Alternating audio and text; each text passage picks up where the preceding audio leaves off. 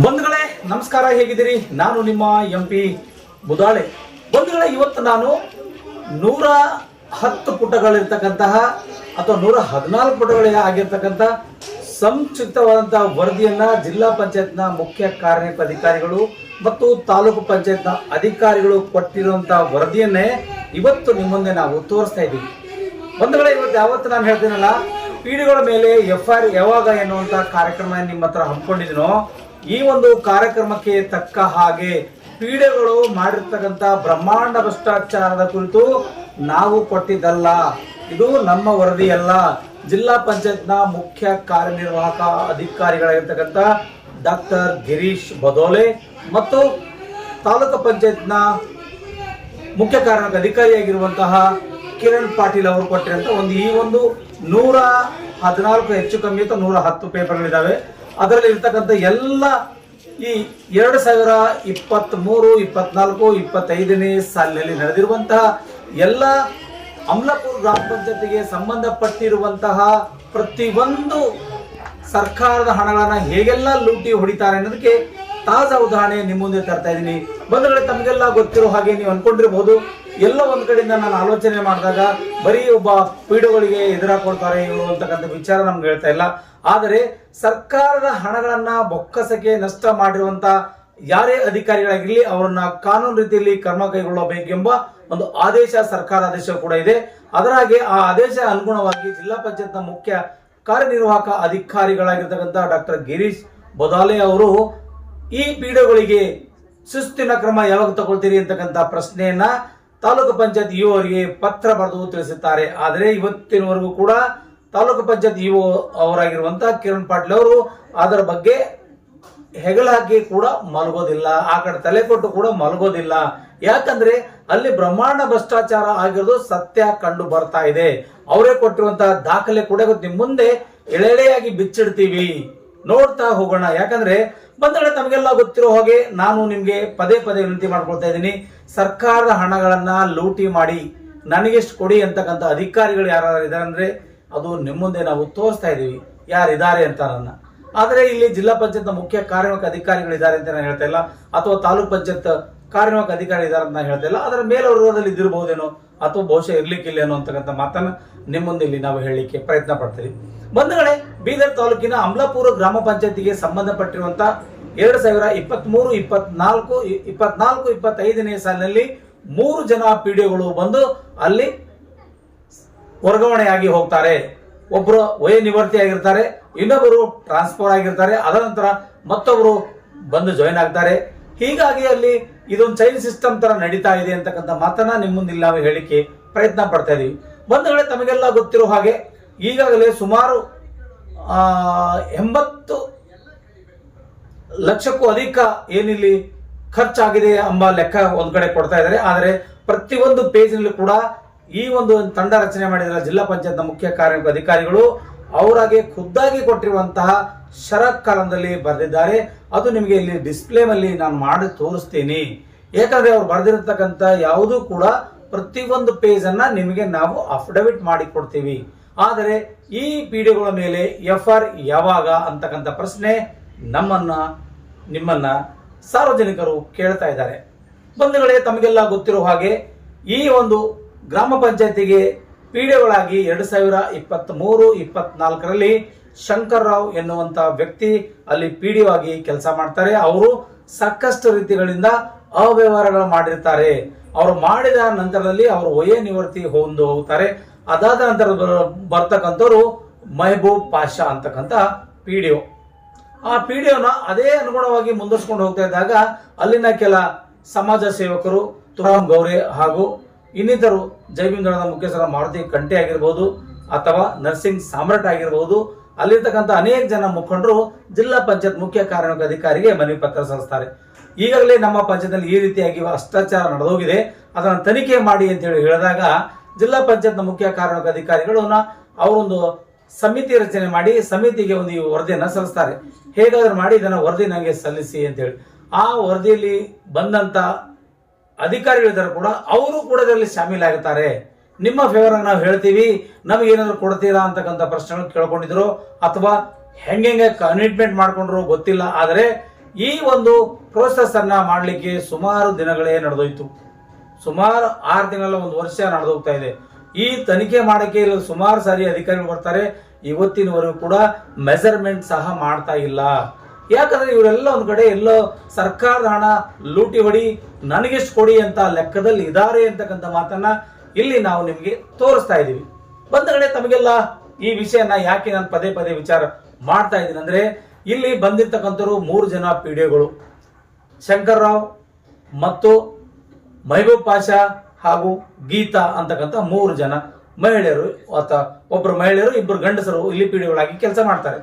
ಆದರೆ ಇಲ್ಲಿ ನಾವು ಹೇಳಿಕೊಳ್ಳಬೇಕಾಗಿರ್ತಕ್ಕಂಥ ವಿಷಯ ಏನಪ್ಪಾ ಅಂತಂದ್ರೆ, ಶಂಕರ್ ಅವರು ಮಾಡಿರ್ತಕ್ಕಂಥ ಭ್ರಷ್ಟಾಚಾರ ಕೂಡ ಒಂದು ಕಡೆ ಶರದಲ್ಲಿ ಬರೆದಿರ್ತಾರೆ. ಜಿಲ್ಲಾ ಪಂಚಾಯತ್ನ ಮುಖ್ಯ ಕಾರ್ಯನಿರ್ವಾಹಕ ಅಧಿಕಾರಿಗಳಾಗಿರುವಂತ ಡಾಕ್ಟರ್ ಗಿರೀಶ್ ಬೊದೋಲೆ ಅವರು ಒಂದು ಕಡೆ ಆರ್ಡರ್ ಮಾಡ್ತಾರೆ.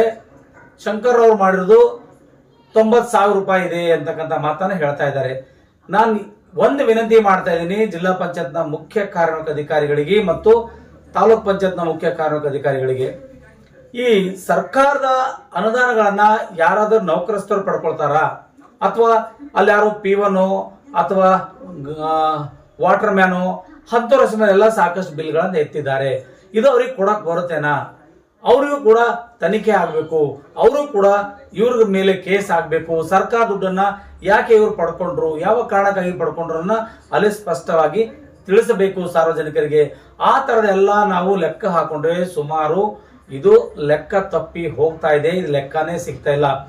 ಈ ಒಂದು ಗ್ರಾಮ ಪಂಚಾಯತಿ ಅಭಿವೃದ್ಧಿ ಅಧಿಕಾರಿಗಳು ಮಾಡಿರುವಂತಹ ಎಡವಟ್ಟನ್ನ ನಿಮ್ಮ ಮುಂದೆ ತರಲಿಕ್ಕೆ ಹೋದ್ರೆ ಬಹಳ ಜನ ನಮ್ಮನ್ನ ರೇಗಾಡ್ತಾ ಇದ್ದಾರೆ, ನಮ್ಮನ್ನ ದೂರ್ತಾ ಇದ್ದಾರೆ, ಬೈತಾ ಇದ್ದಾರೆ. ಈ ತರದ ಎಲ್ಲ ಸಮಸ್ಯೆಗಳು ಎದುರಾಗ್ತಾ ಇದೆ. ಬಂಧುಗಳೇ, ಯಾಕೆ ವಿಷಯನ ಹೇಳ್ತೇನೆ ಅಂದ್ರೆ, ನೀವು ಇಲ್ಲಿ ಈ ಒಂದು ಸಂಬಂಧಪಟ್ಟಂತ ವಿಷಯಕ್ಕೆ ಅನುಗುಣವಾಗಿ ತನಿಖಾ ತಂಡ ಬಂದಿತ್ತು.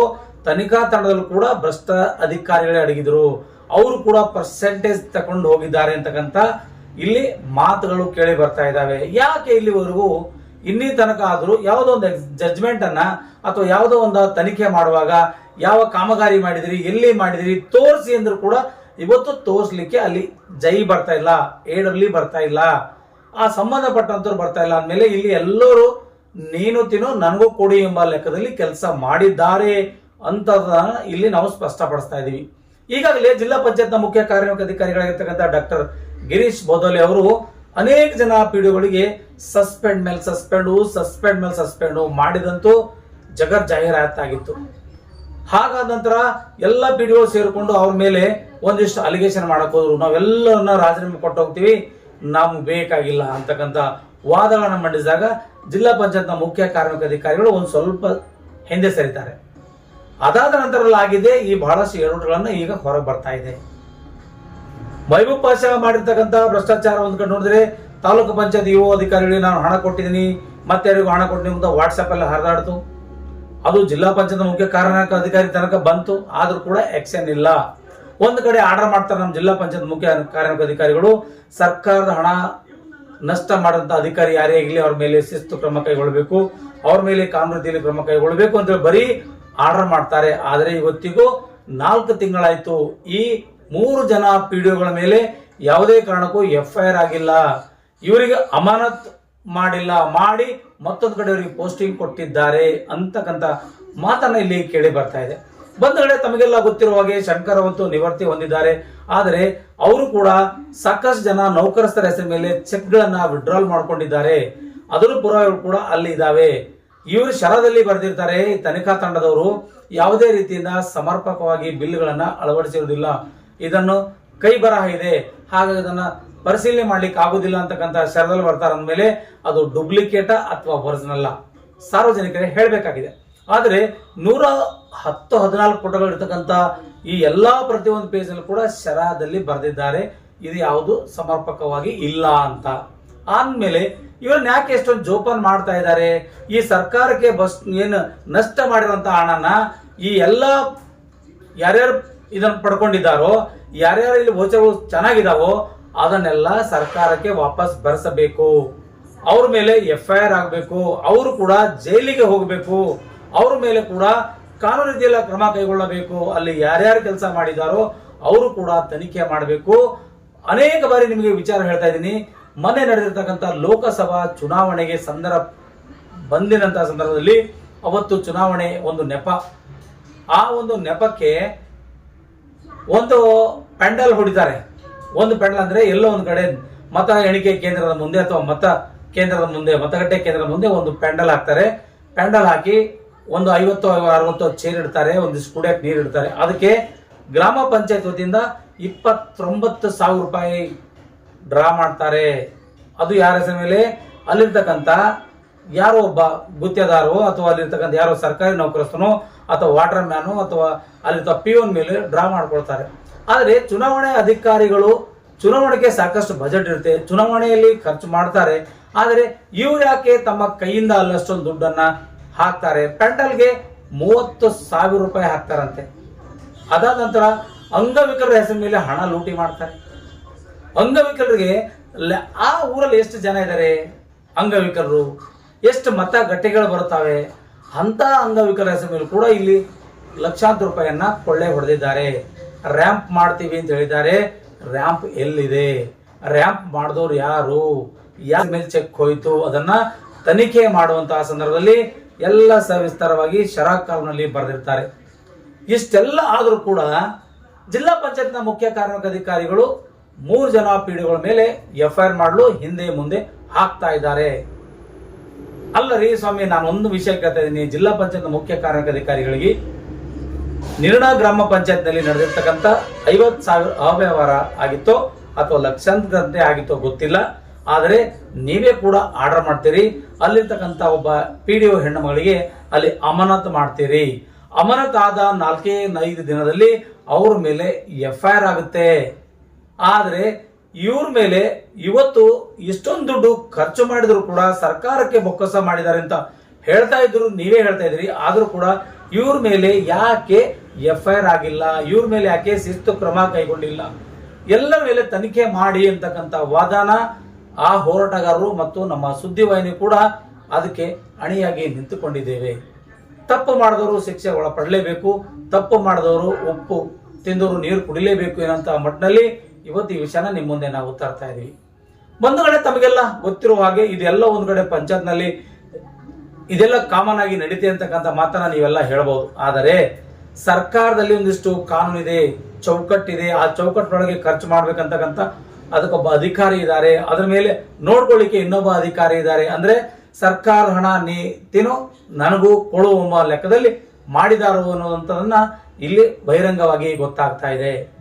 ಬಂಧುಗಳೇ, ಈ ವಿಚಾರವನ್ನ ಪಂಚಾಯತ್ ರಾಜ್ ಸಚಿವರಾಗಿರ್ತಕ್ಕಂಥ ಪ್ರಿಯಾಂಕ್ ಖರ್ಗೆ ಇವರಿಗೆ ಈ ಸುದ್ದಿಯನ್ನ ನಾವು ತಲುಪಿಸಬೇಕಾಗಿದೆ. ಯಾಕಂದ್ರೆ ಒಂದು ಕಡೆ ಸಮರ್ಪಕವಾಗಿ ಜಾರಿಯಾಗಬೇಕು, ಕಾರ್ಯಕ್ರಮನ ಅಚ್ಚುಕಟ್ಟಾಗಿ ನೆರವೇರಿಸಬೇಕು, ಅನುದಾನಗಳನ್ನು ಕೂಡ ಬಳಕೆ ಆಗಬೇಕು ಅಂತಕ್ಕಂತಹ ಒಂದು ಉದ್ದೇಶ ಇಟ್ಟುಕೊಂಡು ಇಲ್ಲಿರ್ತಕ್ಕಂಥ ಏನ್ ವಿಚಾರ ಪ್ರಿಯಾಂಕಾ ಖರ್ಗೆ ಅವರು ಮಾಡ್ತಾ ಇದ್ದಾರೆ. ಆದರೆ ನಮ್ಮ ಬೀದರ್ ಜಿಲ್ಲೆಯ ಈ ಅಮಲಾಪುರ ಗ್ರಾಮ ಪಂಚಾಯಿತಿಯ ಸಂಪೂರ್ಣ ವಿವರಗಳನ್ನ ನಮ್ಮ ನಾರಾಜ್ ಎಕ್ಸ್ಪ್ರೆಸ್ ಸುದ್ದಿವಾಹಿನಿ ನಿಮಗೆ ನಾವು ತಲುಪಿಸ್ತೀವಿ. ಇಲ್ಲೆಲ್ಲ ಎಷ್ಟು ಭ್ರಷ್ಟಾಚಾರ ಮಾಡಿದ್ದಾರೆ, ಹೇಗೆಲ್ಲ ಲೂಟಿ ಹೊಡೆದಿದ್ದಾರೆ ಅನ್ನೋದು. ಅವ್ರ ಮೇಲೆ ಆಕ್ಷನ್ಗಳಿಲ್ಲ. ಅವ್ರ ಮೇಲೆ ಜಿಲ್ಲಾ ಪಂಚಾಯತ್ನ ಮುಖ್ಯ ಕಾರ್ಯನಿರ್ವಾಹಕ ಅಧಿಕಾರಿಗಳು ಹೇಳ್ತಾರೆ, ಮತ್ತೆ ಒಂದು ನೆನಪಿನ ಓಲೆ ಕಳಿಸ್ತಾರೆ ಅವರಿಗೆ, ತಾಲೂಕ್ ಪಂಚಾಯತ್ ಇವರಿಗೆ.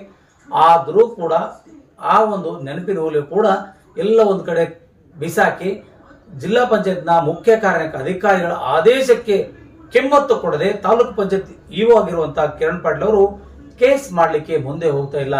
ಕೇಸ್ ಮಾಡಿದ್ರೆ ಇವರು ಕೂಡ ಭಾಗಿಯಾಗ್ತಾರೆ ಎಂಬ ಕಾರಣದಿಂದಾಗಿ ಮಾಡ್ತಾ ಇಲ್ಲ ಅಂತಕ್ಕಂಥ ಮಾತನ್ನ ಅಲ್ಲಿರ್ತಕ್ಕಂಥ ದೂರುದಾರರು ಹೇಳ್ತಾ ಇದ್ದಾರೆ. ತನಿಖೆ ಮಾಡಿ ಯಾರ ಮೇಲೆ ತಪ್ಪಿಸ್ತರಿದ್ದಾರೆ ಅವ್ರ ಮೇಲೆ ತನಿಖೆ ಕೈಗೊಳ್ಳಿ, ಅವ್ರ ಮೇಲೆ ಕ್ರಮ ಕೈಗೊಳ್ಳಿ, ಕಾನೂನಿನಲ್ಲಿ ಕ್ರಮ ಕೈಗೊಂಡು ಅವರಿಗೆ ತಕ್ಕ ಹಾಗೆ ಶಿಕ್ಷೆ ಆಗ್ಲಿ ಮತ್ತು ನಷ್ಟವಾಗಿರ್ತಕ್ಕಂಥ ಸರ್ಕಾರದ ಹಣ ವಾಪಸ್ ಇಲಾಖೆಗೆ ಭರಿಸುವಂತ ಕೆಲಸ ಜಿಲ್ಲಾ ಪಂಚಾಯತ್ನ ಮುಖ್ಯ ಕಾರ್ಯನಿರ್ವಾಹಕ ಅಧಿಕಾರಿಗಳು ಮಾಡುತ್ತಾರೆ ಎಂಬುದನ್ನ ನಾವಿಲ್ಲಿ ವಿಶ್ವಾಸದಲ್ಲಿ ಇಟ್ಟುಕೊಂಡಿದ್ದೇವೆ. ಯಾಕಂದ್ರೆ ಎಲ್ಲ ಒಂದು ಕಡೆಯಿಂದ ಹೇಳಿಕೆ ಕೊಟ್ಟು ಒಂದಿಷ್ಟು ಫೋರ್ಸ್ ಕೊಟ್ಟು ಹೋಗೋದಲ್ಲ. ನಿಜವಾಗ್ಲೂ ಒಬ್ಬ ಉನ್ನತ ಮಟ್ಟದ ಅಧಿಕಾರಿಗಳಿದ್ದಾರೆ, ಯಾವುದೇ ಕಾರಣಕ್ಕೂ ಅವರು ಭ್ರಷ್ಟಾಚಾರ ಮಾಡಿಲ್ಲ ಅನ್ನೋದು ಕೂಡ ಒಂದು ಕಡೆ ಸಾಬೀತಾಗ್ತಾ ಇದೆ. ಆದರೆ ಇದರಲ್ಲಿ ಜಿಲ್ಲಾ ಪಂಚಾಯತ್ನ ಮುಖ್ಯ ಕಾರ್ಯನಿರ್ವಾಹಕ ಅಧಿಕಾರಿ ಹೆಸರು ಸುಮ್ಮನೆ ಅಲದಾಡ್ತಾ ಇದೆ. ದಯವಿಟ್ಟು ಅವರನ್ನ ಆಕ್ಷನ್ ತಕೊಳ್ಳಿ ಅಂತಕ್ಕಂಥ ಮಾತನ್ನ ನಿಮ್ಮ ಮುಂದೆ ನಾವಿಲ್ಲಿ ಹೇಳ್ತಾ ಇದ್ದೀವಿ. ಬಂಧುಗಳೇ, ಇದು ಇಲ್ಲಿಗೆ ನಿಲ್ಲಲ್ಲ. FIR ಆಗೋ ತನಕ ಸುದ್ದಿನ ಪ್ರತಿಯೊಂದು ಪೇಜ್ ಯಾವ ರೀತಿಯಾಗಿ ಖರ್ಚು ಮಾಡಿದ್ದಾರೆ ಎಂಬುದನ್ನ ನಿಮ್ಮ ಮುಂದೆ ನಾವು ತೋರಿಸ್ತೀವಿ. ಇದು ಇಲ್ಲಿಗೆ ನಾವು ಕಾರ್ಯಕ್ರಮವನ್ನು ಮುಗಿಸ್ತಾ ಇದ್ದೀನಿ. ಎರಡನೇ ಈ ಒಂದು ಅಮಲಾಪುರ ಗ್ರಾಮ ಪಂಚಾಯತ್ ವಿಷಯಕ್ಕೆ ಸಂಬಂಧಪಟ್ಟ ಹಾಗೆ ಪಿಡಿಒಗಳ ಮೇಲೆ ಎಫ್ಐಆರ್ ಯಾವಾಗ ಅನ್ನೋದನ್ನ ಎರಡನೇ ಭಾಗದಲ್ಲಿ ನಾವು ತೋರಿಸ್ತೀವಿ. ಅಲ್ಲಿವರೆಗೂ ಕಾಯ್ತಾ ಇರಿ. ನಾನು ನಿಮ್ಮ MP ಮುದಾಳೆ ಮತ್ತೆ ಸಿಗ್ತೀನಿ. ಧನ್ಯವಾದಗಳು.